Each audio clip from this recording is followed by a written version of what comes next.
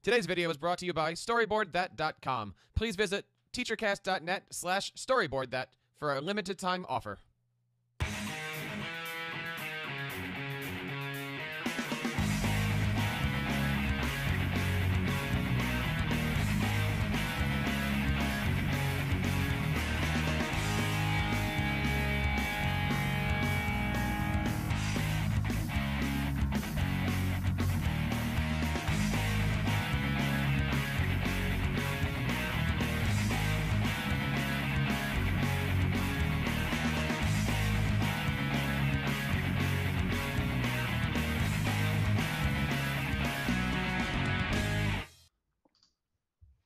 Hey everybody, welcome to episode 29 of the PrincipalCast Podcast.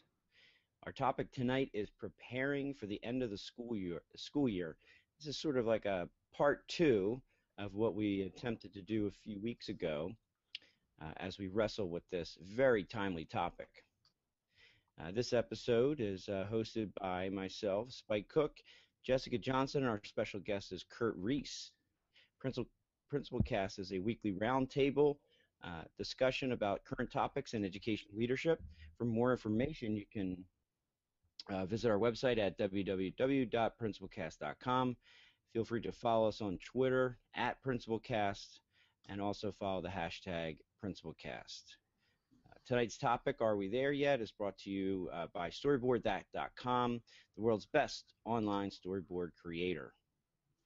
Make sure to visit the website, storyboardthat.com/teachercast, and you can enjoy 25% off today's purchase.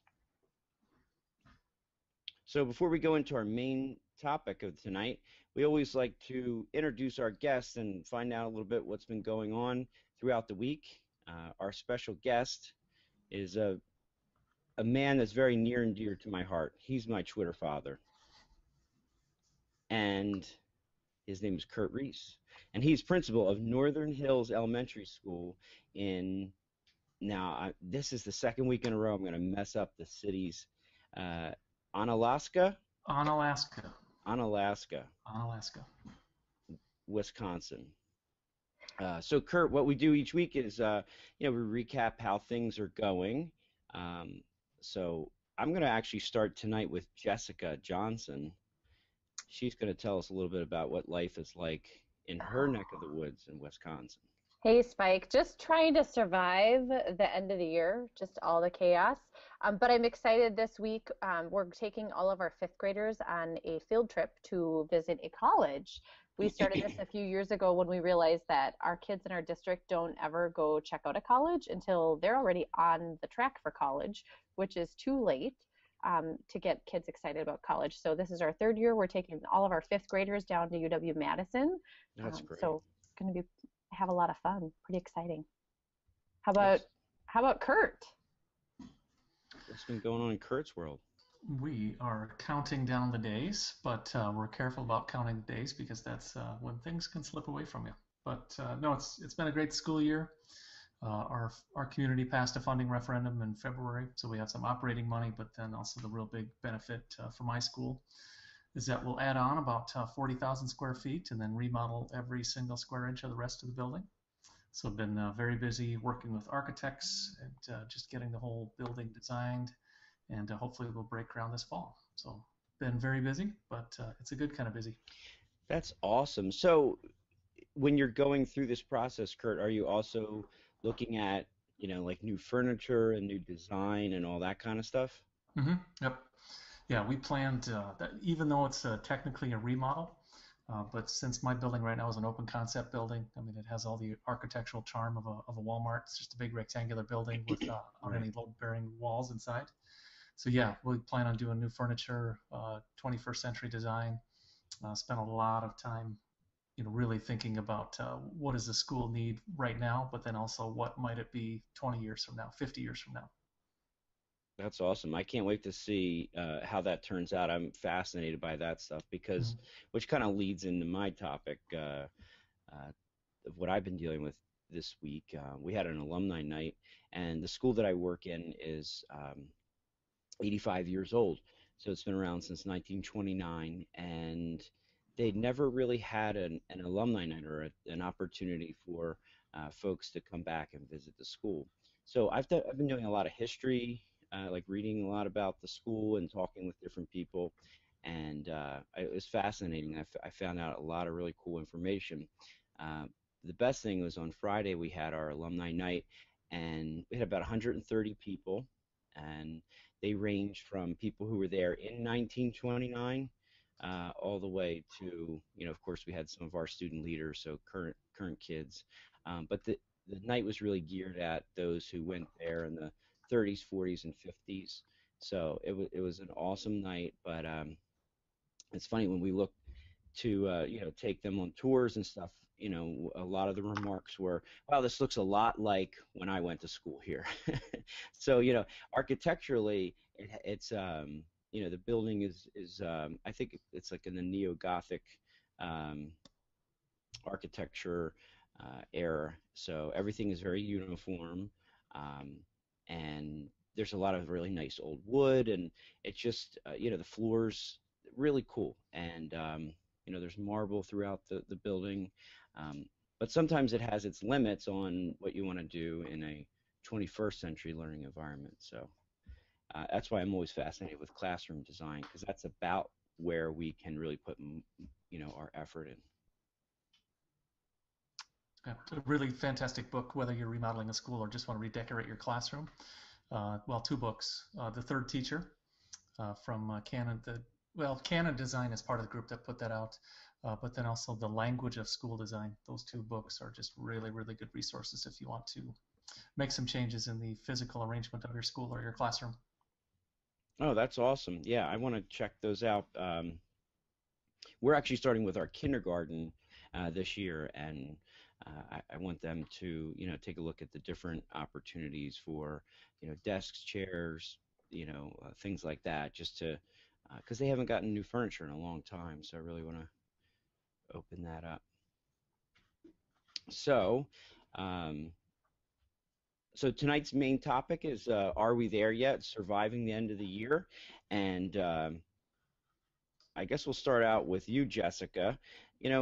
What are you doing right now to prepare for the end of the school year? Oh my gosh, just trying to survive. Um, the main things I'm doing are finishing up all of the summative evaluations for teachers on their evaluation year, going through every single teacher's end of year SLO, their student learning objective review, and their scoring of that. And then I'm also frantically working on finishing up all of the details for summer school, because I run a very large summer school program, which there's 2 different sessions. There's a 5-week session and a 3-week session, and that's elementary through high school. So I'm finalizing all of the details on that, and I feel like I'm really far from finalizing those details, which is kind of freaking me out, because when everybody's counting down the days, like we have 5 days of school left, they're all excited. I'm like, oh my God, I'm not done yet. I'm not ready. I'm going crazy. But I did take this weekend to completely not think about work until now, and just enjoy my family and work on the garden and try to relax before it's going to be really long days every night this week. I saw that. I was really impressed with your work on the garden there, and I know, looks like you put your son to work. I did, yes. I'm not good at gardening at all, so we'll see if that all stays alive. I don't know. Yeah, we'll see. So, Kurt, could you tell us a little bit about what you've been thinking about as far as the overall end of the school year, and where you're putting your focus?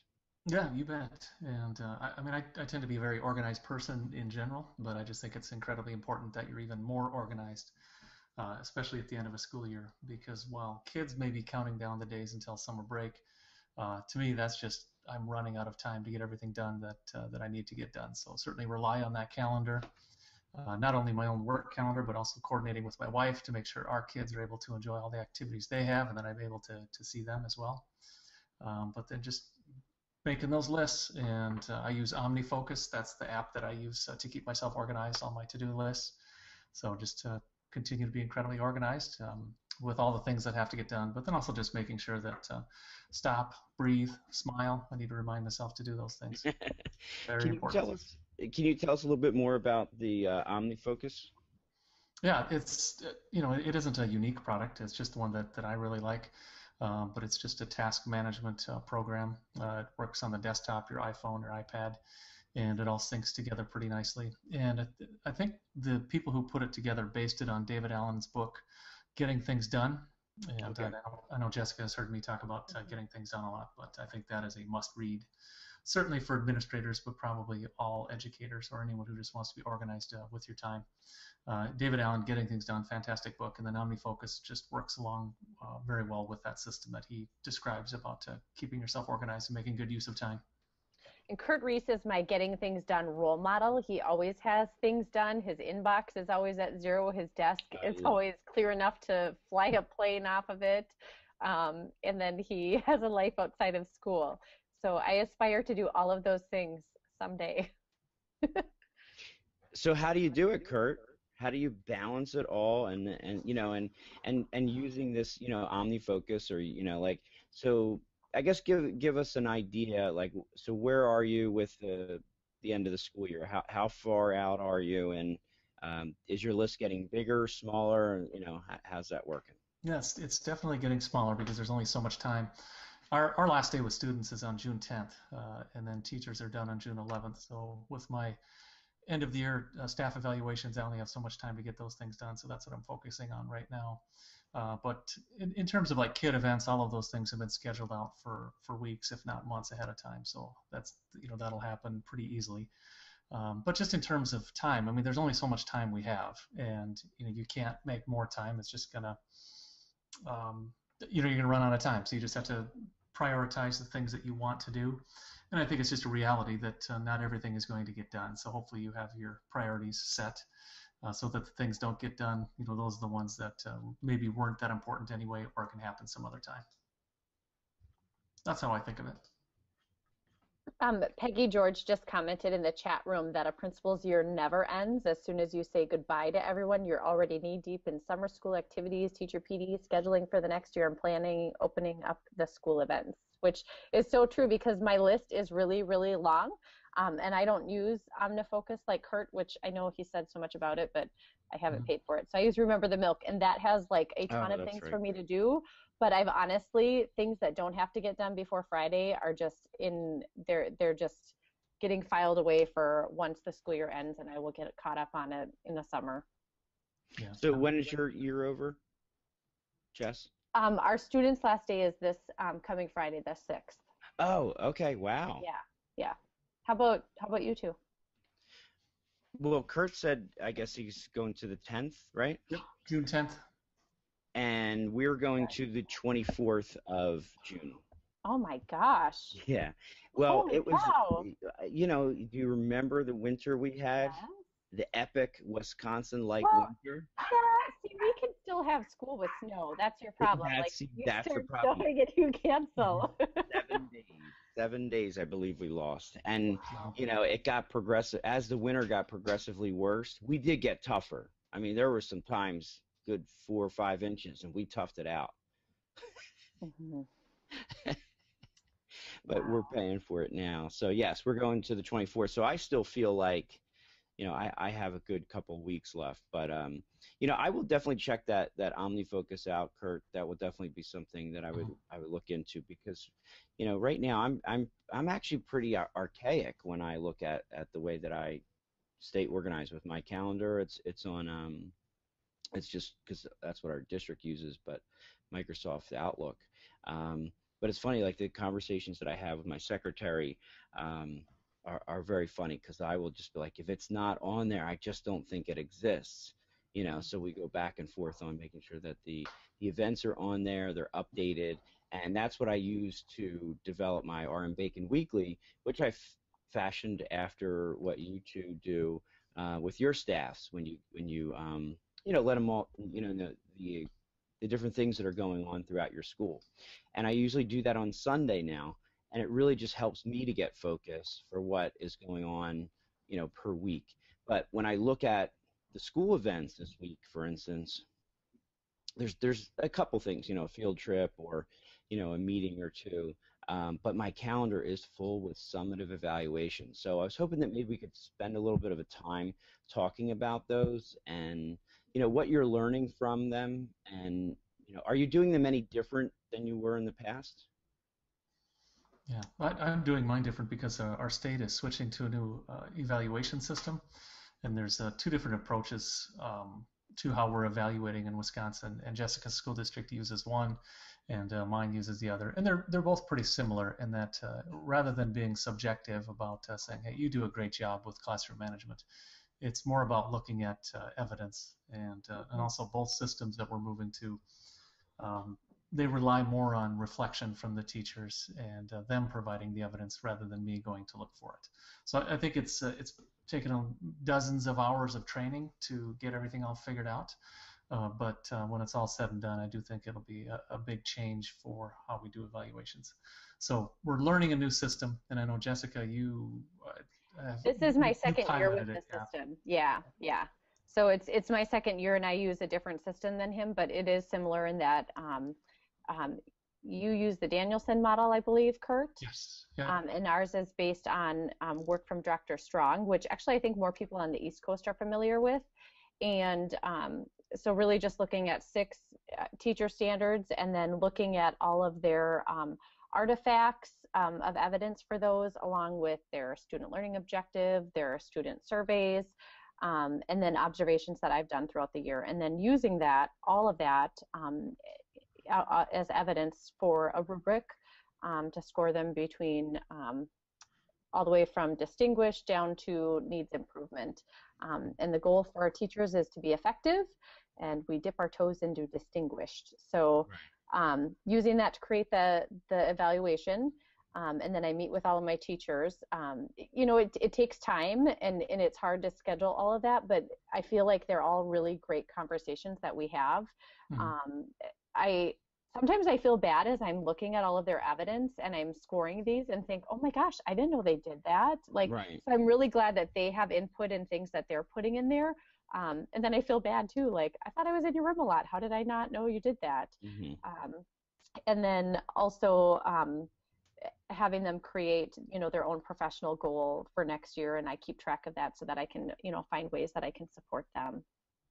Yeah, we use the McCrell system, and so it's interesting. It's good that we have 3 different systems here, and it's I found that the summative is a lot different than the way I've done them before, because it populates based on the 3 or 4 observations that they had throughout the year.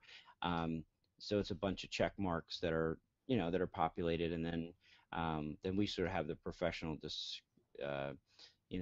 decision making on at the end of that particular standard what we wanted to evaluate them.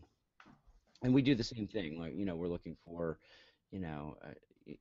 certain activities that they've done to justify their scores. And but I think what I found was that if they can get that ahead of time, it makes it a lot easier to do that summative evaluation, because then you can just talk about things, or they can bring questions with them. That's what I encourage them to do, because if we went over the absolute entire rubric, we'd be there for 45 minutes.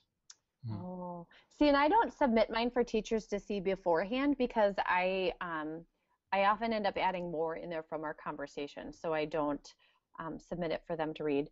And Craig Yen just asked in the chat room, do teachers have to submit a plan to earn distinguished? And the answer to that on our framework is no. The goal for teachers is to be effective, but based on what evidence is there, they could move to distinguished. For example, a common way that teachers end up being distinguished in assessment is that they're regularly using formative assessment, but then they also have students engaged in the process and having ownership over their data. So that's just one example there, Craig, to answer your question. How about in your model, Kurt? The mindset that we were coached with, the difference between a 3 and a 4, which are the top 2 scores. 3 is is effective, and then 4 is that distinguished.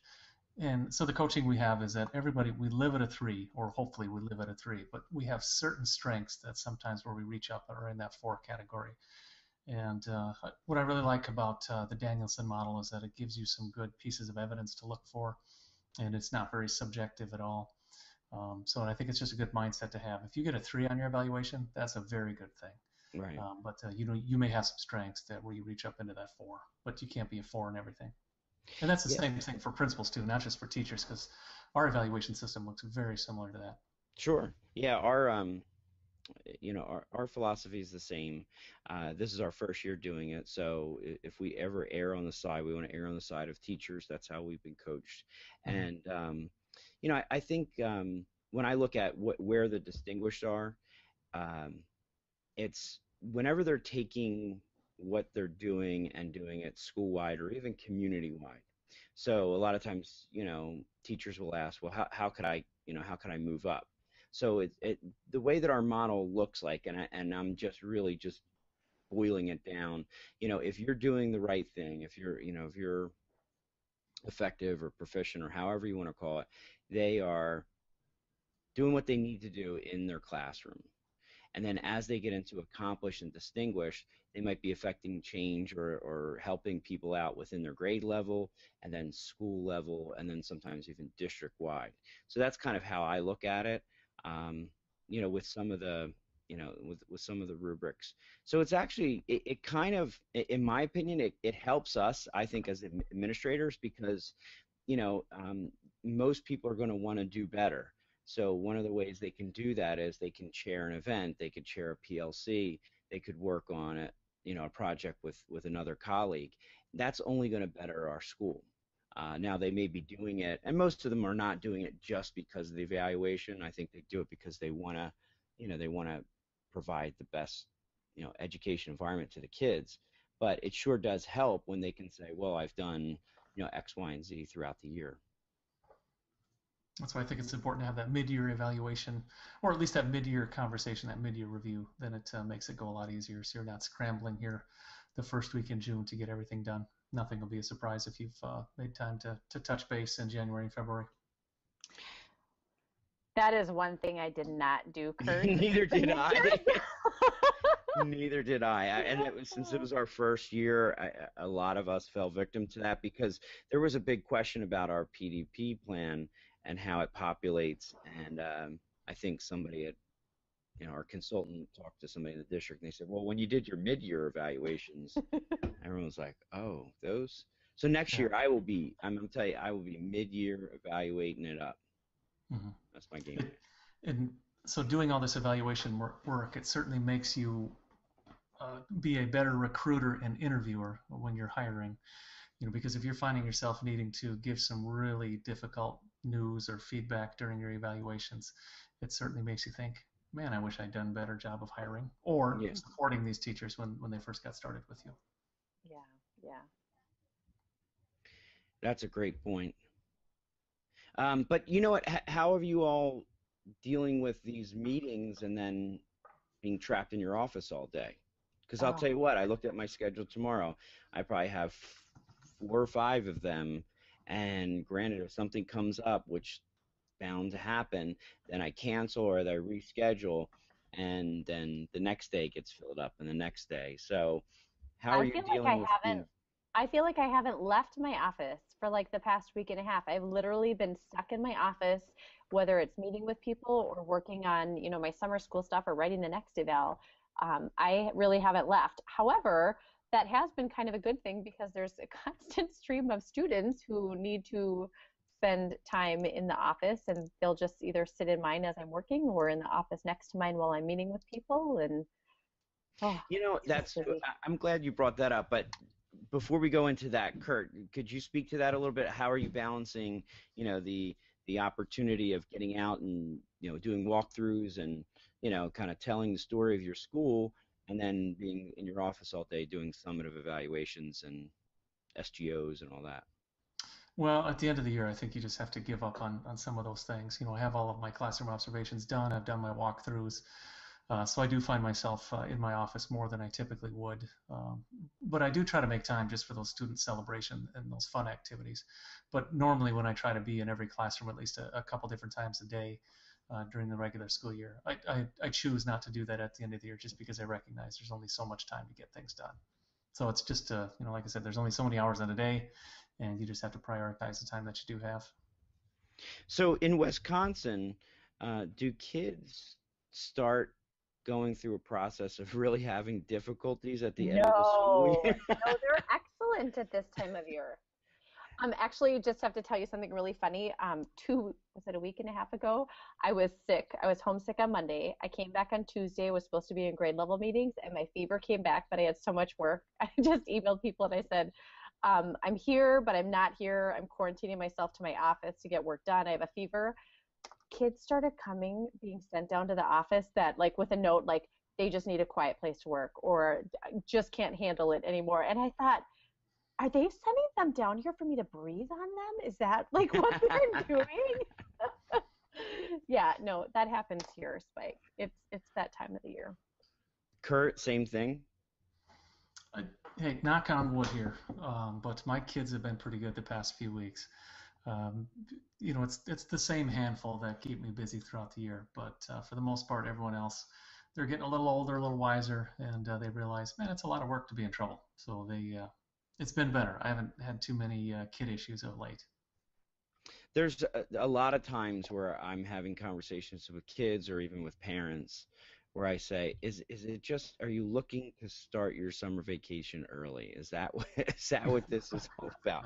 But, for us, we still have, a few weeks. But, it's ironic, and this is something that I track throughout the year, and it is very consistent. If I'm out at a workshop or some sort of PD, or maybe, heaven forbid, I'm sick, the day that I'm not there, it's quiet. I get texts from my secretaries, everything is good. I come back the next day for the substitute who was in for me, get a nice letter, how great and respectful the kids are, had no problems. And then I come back and literally from 8 o'clock till 4:30, I'm piled up with all kinds of drama, trauma, and I think they save it for me. Hold on a second. Did you say that when you have a sub when you're gone? I do. I don't have to put sub plans there, but yes, Wow. I'm a one-man show, so I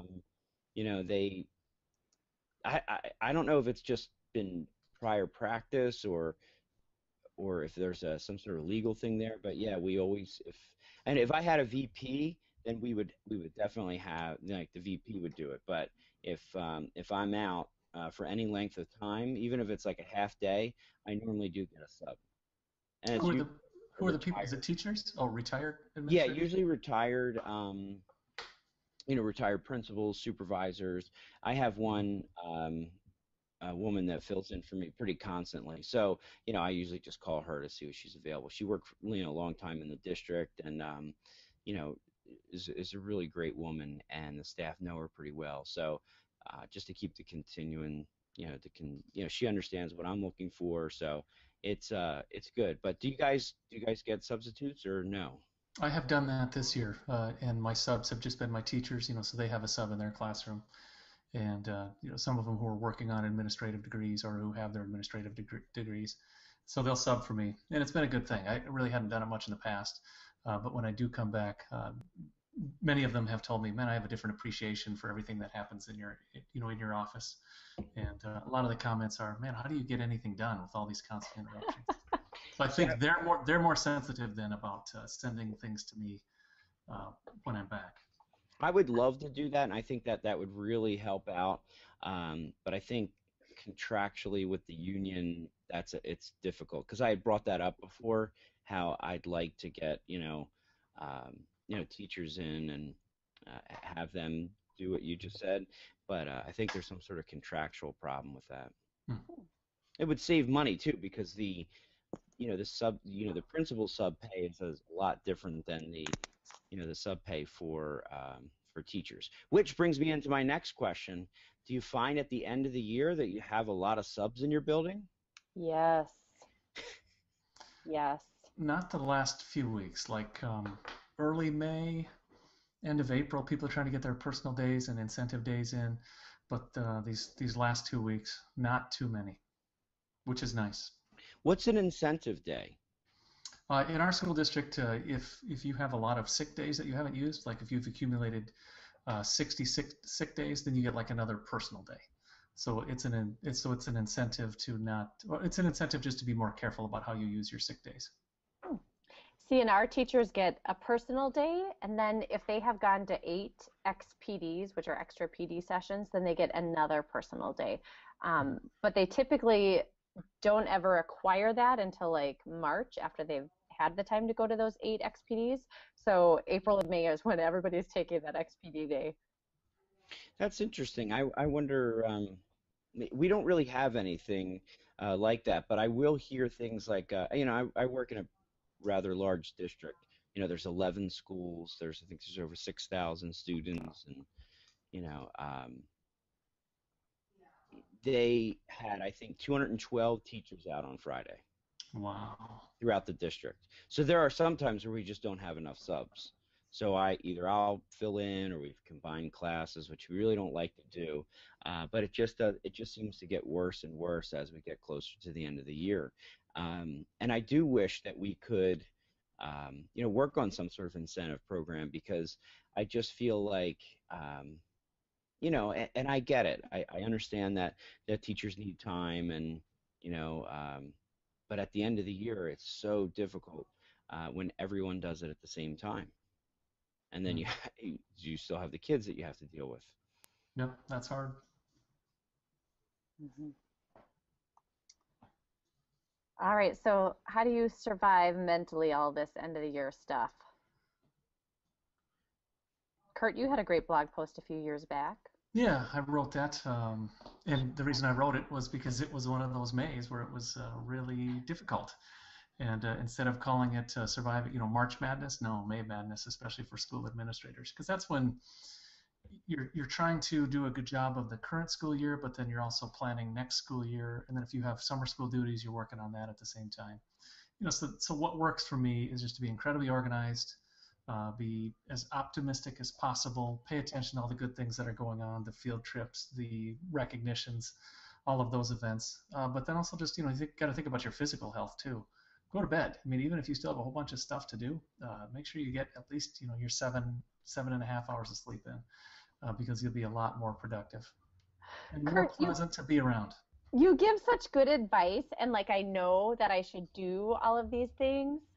But then I end up staying up late and getting up and drinking coffee right away, and then grabbing Quick Trip cookies during the day when I'm frustrated, right. And then a can of Dr. Pepper. And no, don't do it. That's you're my Yoda. Go to the gym, do your walks, all of those things.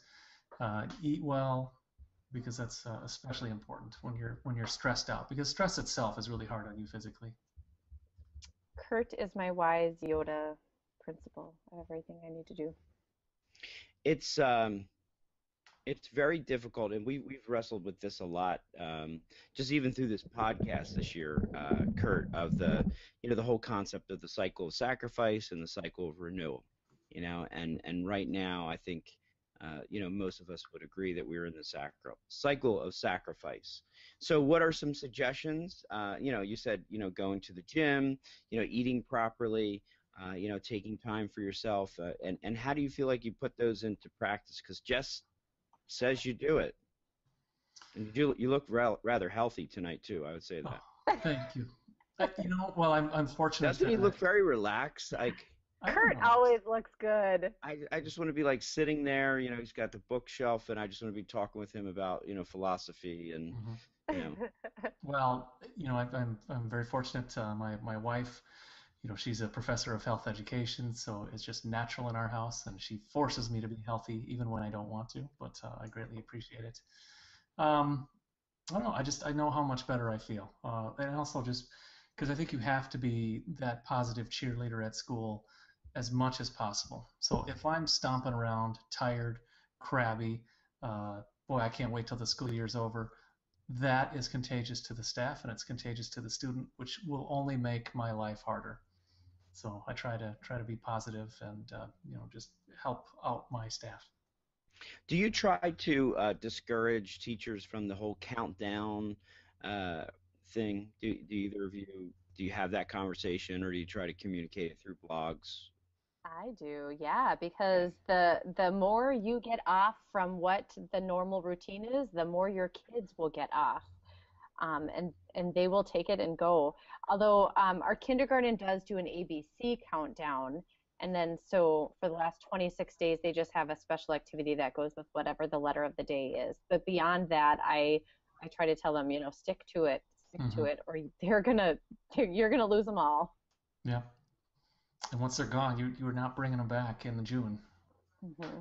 Yeah, it's funny. I did a little blog post about this the other day, and I just was talking about like the other thing is like I just feel like there's nothing worse than telling non-educators that you can't wait for your summer break because you're not going to do anything, or you don't have to work until September. Hmm. And because I think the reality is that that's not true, that many teachers they're working either other jobs in the summer, they're doing summer school, they're preparing for the next year, they're reading, they're going to workshops, they're taking care of their children. I mean, there's just so many different things that go on. But I think, a lot of times, you know, this is one of this whole summer break concept really is good fodder for the politicians and the Hmm. anti-education movement. Yeah, you have to be careful because you're absolutely right. And it is I wouldn't call it a break. I mean, it is different, especially for an administrator. I have a 12-month contract, Right. and I'm just doing different work. It's the kids who are getting a break. I know almost all of my teachers, they're busy as well, coming back for professional development and all those other important things that get the school ready for the upcoming school year. So we're careful about celebrating, hey, school's out forever, that kind of thing. So you don't listen to that song, and Forever. that would be perfect. I know we can't play music in I this one, do but play that in my head on the last school's day. out for summer. Now I'll sing it for you. Yeah. But I do think that it must get to the kids. It really must get to the kids. Mhm. And I think you're right. Like even, what you said before about just getting to the point where they know that you're doing the best you can to keep the ship moving, and to Mhm. keep people motivated. And it is difficult. The end of the year can be very, very draining. I think the best end of the year I ever had was when I started in April of a school year, and everything really had been planned out, and there wasn't much for me to do other than to just meet people and get accustomed to the culture.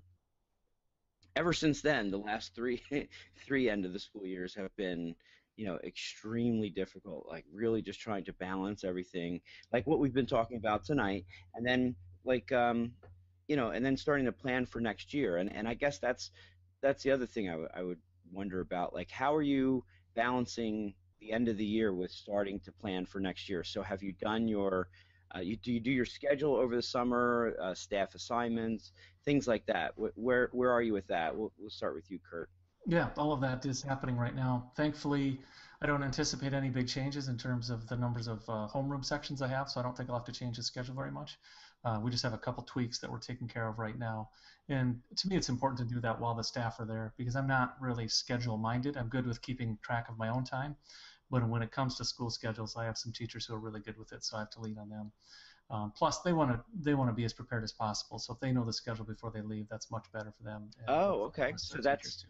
that is the goal, to get it out before the Yeah. end of the school year. Yeah, same thing with homeroom assignments for teachers too, or for students. I get all my class lists. I have them done. I'll just have to do some tweaks over the summer. Okay. How about you, Jess? No. I'm just sitting here rolling my eyes at Kurt. It's already done. It's about to be done. No, I Um, haven't even started the schedule. All my hiring is done. Not much is going to change in terms of classrooms. But my special schedule, I'm telling you, I don't know why, when it's the same number of classes, it changes every year. Right. We have one staff member that is shared, actually two that are shared for specials with the other buildings. So our schedule is based off of what their schedule is, so it changes every year. yeah. See, I'm fortunate. I share very few staff members. So when I do my scheduling, it's all my own people. And that's. And I don't have summer school like Jess does, so that's it's not one of the duties I have, and I know that takes up a lot of time. Yeah. And I roll my eyes again at Kurt. I have other duties. It's just I know. Right. Yeah, with us, I tried to get it out as soon as possible for staff assignments, and I normally don't like to make a lot of moves, but I've been there for a few years now, and I think the time was right, and I changed about 70% of the staff this year. So some folks are going to different grade levels, some classrooms are moving, and it's funny because I think the staff really anticipated me doing it last year. But if they really knew me and they knew about sustained change, it took me a while just to understand the organization, and understand everybody and, where I felt like they could be, best suited. So I spent a lot of time meeting with people and, coming up with different ideas and then just finally saying, okay, this is what I'm going to do. And I got the information out to the parents. I was very proud. I was, if they want to make their recommendations for their kids for next year. But that would really help me out this summer. And I've thought about that too, Kurt, is getting the teachers involved with the schedule prior to the end of the school year, so that maybe just doing some tweaks, if I had to add a section over the summer break, I could do that. But Jess is saying, no, she just does it over the summer. You know what? Every year I have wanted to get that stupid schedule done before the end of the school year, and it just, it goes down to the bottom because everything else that has to get done by June 6th, I have to get that done first. So this year I never even attempted to think about the schedule. Kurt, do you have like a special, meeting, or is it informal about how you do it? The scheduling or class list? The schedule. A couple years ago, we had Michael Reddick come in, who's a schedule consultant, and he gave us a really good framework about how to think about schedules. So really, we're kind of operating off that same system, and we try to have large blocks of time for math and language. Right. And so then we're just kind of switching around chunks of time, so we don't have to make a lot of changes at all, just minor tweaks each year. That's cool. And you felt like that really helped out, having him come out? Yes, because nothing riles up teachers, principals too, more than talking about making changes to the schedule. So it's very helpful to have someone come in, that third party, to say, you know what, this is really doable. And plus he just knows his stuff so well. I mean, he thinks in 45-minute increments, and it was time and money well spent to have him help us out. We've always needed a lot of help with our schedule. I share a couple staff members, and especially, they're in the special areas. So, the other principals are good about, like, if I need to, try to switch around times or whatnot, because we do share. But it's funny because when I was in guidance at the middle school, we did the schedule. Now there was so many more sections, so many more different variables, and it was so much easier. The elementary school schedule with the specials, it's got to be the hardest thing to do. Yeah, I'm thankful I have staff members who are very good at that kind of thing. I keep telling my computer programming husband that he needs to make a program for us elementary principals to create our special schedule for us. Well, now I'm charged up. One of my new goals now, Kurt, is going to be to get that schedule done. And maybe what I'll do is, because a lot of times people do want to put, like a lot of people want to have input, or at least have their voice heard, in the schedule, and that is some of the things that I've heard over the last couple of years. And it's funny because sometimes what I'll say to them is, it's not as glamorous as you think it is. It's like, if you really want to get into it, sure, let's go right ahead. But maybe what I'll do is I'll schedule something, no pun intended, where a few people could sit down. And the other thing I just thought of too, that I'm switching so many people around, is I should try to schedule some time before the end of the school year for new grade levels to meet together. And do you do that? And is that Well, there is common prep for our grade level teams in our schedule right now, so they're able to meet throughout the school year. But I typically don't change people around a lot in terms of what grade level they're teaching. so I don't have to make time for them to meet their new teammates or work with them. But is that something that you would encourage, like especially with me, making Oh yeah, some big changes this year? absolutely. I think it would help remove some fear or angst that they may have about their new team if they can sit down and talk with the new folks and get some ideas about how they're going to work together well the next year. Maybe I could do a 2-for-1. You guys are helping me out so much. Maybe what I could have them do is also when they meet, have them, list some priorities and kind of shell out a schedule that they would be um, interested in for next year, and then that could be part of their involvement in helping out with scheduling. There you go. Got some I'll tell homework you. done. Yes. Hey, Any, oh, yes, I was going to say, anything from the chat room? yeah, well, one thing Okay. Peggy shared in there back on talking about students and their behavior at the end of the year, she said, have you ever noticed that some of the most challenging kids are the first to come back to campus to visit you after school is out for the summer? Mm-hmm. And I was just going to bring that up, that, the kids that are misbehaving at the end of the year, so many times I notice they're the ones that, they're not really sure what's going to be going on in their world in the summer. And a couple of years ago, one of our students had actually, not a student that misbehaves, but a student who wasn't going to be coming to summer school. And in our district, kids that come to summer school, they get free breakfast, they get lunch, so if they're not getting food at home, they get it here. And this student had just said, you know what, 96. And I said, what? She said, 96. There's 96 days until I get to come back to school. Oh my goodness. I just shared that story with my staff because I thought, you're all counting down the days, and she's counting the days until she gets to come back to school. So, think about that when your kids are misbehaving. They might not, have a safe place this summer or know where they're getting their next meal or, know where they're going to be or what they're doing over the summer. So something to keep in mind. We certainly provide a lot of stability in certain kids' lives, and I think we should Absolutely. Always take that as an opportunity. So Jessica, what do you think? How did Kurt do tonight? Kurt's awesome. How do you like it? Thank you. What a great man. That's why he's my Twitter dad. You guys are way too nice. Kurt is my go-to on all my questions. So yeah, Kurt's always great. All right, well, we are running on time here. I did just want to share one really thing as you're thinking about what you want to learn over the summer. This is a huge plug for Spike to think of as well.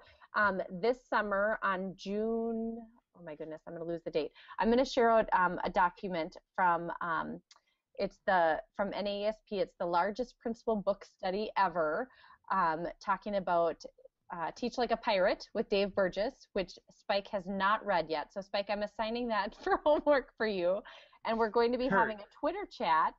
Kurt, I'm sorry, Jess. I have to interrupt you. Kurt, have you read the book? I have not read this one. No. Okay, I haven't either. And all I said was, and it was very early on in PrincipalCast, as I said, I'm just not a big fan of pirate lore. I find that pirates, whether they're from way back in the day or even today, they're not really nice people. No, they're not. They're criminals. They're criminals, right? Yeah. They're swashbuckling criminals. Yeah, so I haven't read it. I know people really think highly of Dave Burgess. He teaches with Ruben Hoffman, who is someone I know who actually was just on Techlandia last night. Ruben is a fantastic guy, so if he speaks well of Dave, I'm sure it's good stuff. Oh, and like I said, I've always said this too. Like, I have nothing against Dave. He looks like he's doing a great job, and he's getting people charged up, right? Mm-hmm. Charged up, but but it's just a concept, and it really has. I mean, I'm sure he came up with the idea, for very good intentions. I just don't like pirate lore. I don't know what it is. And we have a society that's fascinated with these pirates, and they're not nice people. No, and anyone with poor personal hygiene might question anything that they've done. Okay, get over sorry. it. Anyways, the point of that is that we're encouraging principals to read it. Spike, you're not only encouraged, you're assigned. Okay. And we're going to be discussing that using the hashtag NAESP14 on June 17th. That's before the NAESP conference in Tennessee. I'm going. Are you guys going? I'm not. No, I have other conferences this summer. But Tony Sinanis and Aaron Simpson are going to help me co-moderate that chat before NAESP. And then they're going to do another one live at the event there. So you can hang out with them there for that. Yeah, a bunch of us are doing some social media lounge there. Yeah, so that's pretty cool. So keep going with your learning using that hashtag. And then I think the other thing, which is really cool, and Brad Gustafson's talked about this in the last episode that we have, doing the Digital Leadership Challenge. Yeah. Yeah, that looks pretty cool. So if you get a chance, check that out. Kurt, do you have any recommendations for the summer? You've mentioned a couple books or. Yep. Okay, so Chris Long, the other couple days ago we were talking about things we were reading on Twitter, and Malcolm Gladwell came up, and I just finished reading the book Outliers, which I really enjoyed. I love that book. So the next one I'm going to read is David and Goliath, and Chris Long has started a Google Plus community for people who want to read David and Goliath. Oh. One of my favorites, one of my favorite authors, Malcolm Gladwell. I've read Blink and Tipping Point. Tipping Point, yeah, great stuff. Well, now I want to read that book. I'm gonna have to. I was gonna say, so I haven't read that Malcolm Gladwell one. Other than the pirate book, what are you reading this summer, Jess? Well, my admin team is finishing up digital leadership, and then we're next moving on to Willpower. I don't know anything about it. Just got it on Friday by Roy Baumeister and John Tierney. Rediscovering the Greatest Human Strength. There you go. So I'm going to get super strong this summer. I'm going to be reading Michael Fullen's book on the principalship. Oh, good. I just got that, and I'm going to be writing my second book. I'm going to be working on that this summer. Spike, rubbing it in. Rubbing it in. The first one will come out in the fall, so I would suggest that for reading this summer, but it's not going to be out until the fall. Yes, I think the best some part fantastic chapters. Yes, there is. What chapter is that? Whatever chapter Kurt and I are in. That's right. It's got an asterisk. All right. Talking Let's get on to our Twitter principles family. to follow, and then we got to get going here. It's getting late. Oh my goodness, it is. I tell you. Well, who's can your I go principal to first? follow? Yeah. My principal to follow is the one and only Kurt Reese. Kurt. Well, thank you. And I'd say this all the time, and I really mean it. You know, Kurt, if you just read his Twitter bio, I think you'll be hooked right away. Because anyone that says they're a recess kickball legend, that's the kind of guy that you want to learn from. But no, if you follow Kurt Reese, it's going to be an opportunity for you to learn. I love his blog posts. I love his philosophy on education. And it's not just because he's here, but I really recommend that everybody follow Kurt Reese. And Kurt, you just changed somewhat recently, your Twitter handle, and you are, is it just at Kurt Reese now? Yep, CurtRees. He used to be the principal of all of Wisconsin, and now he's just Kurt Reese. I threw a fit when he changed his Twitter handle. I remember that. I remember those days. And he's actually, I love it. He's got the old profile pic back with the. Yeah, brought that back. Yeah. My daughter calls it my devil picture. My devil picture. I like to think that that's one of your throwback profile pics. It is, absolutely. So he is my principal to follow. Jessica?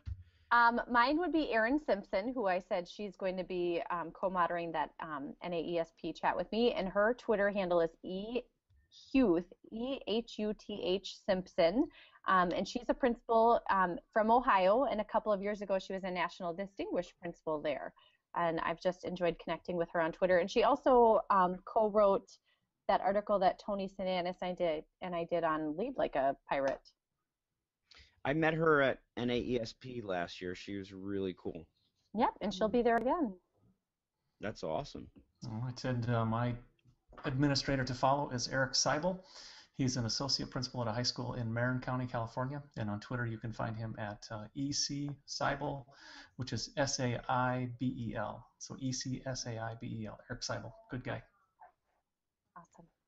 That's awesome.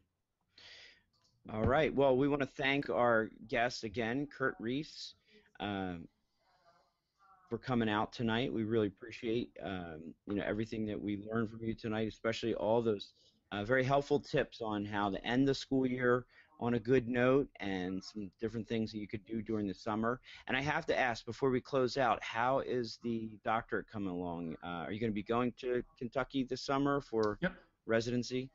I will be there toward the end of July, so I'll come home from a little vacation to Ireland, and then I'll head off to Kentucky, get to see some friends and my professor colleagues over there. Well, not colleagues, but my professor. And so I will have all 27 credits done, so about a year away from dissertation time. So there's a small light at the end of the tunnel, but there's a lot of work left. Little flashlight. Awesome. That's such a cool program. And we don't have our schedule for the upcoming Principal Casts coming up, but Principal Cast will be podcasting live from ISTE. If anybody is going there or wants to listen in. We also have, you're right, we are going to have to talk with Jeff this week, but we are going to be doing a lead up to ISTE where we may be doing a couple shows in the next few weeks with folks who are going to be at ISTE and talking with them about different things that are going on at ISTE. So, check out, stay tuned for more details on that. And of course, we want to thank our sponsor, Storyboard That. Again, remember our loyal TeacherCast files can enjoy 25% off of any package purchased today at storyboardthat.com. Make sure to follow our man Jeffrey Badbury at TeacherCast on Twitter, teachercast.net for blogs and resources, and teachercast.tv for his podcasts. And on that note, Jessica, Principal Cast out.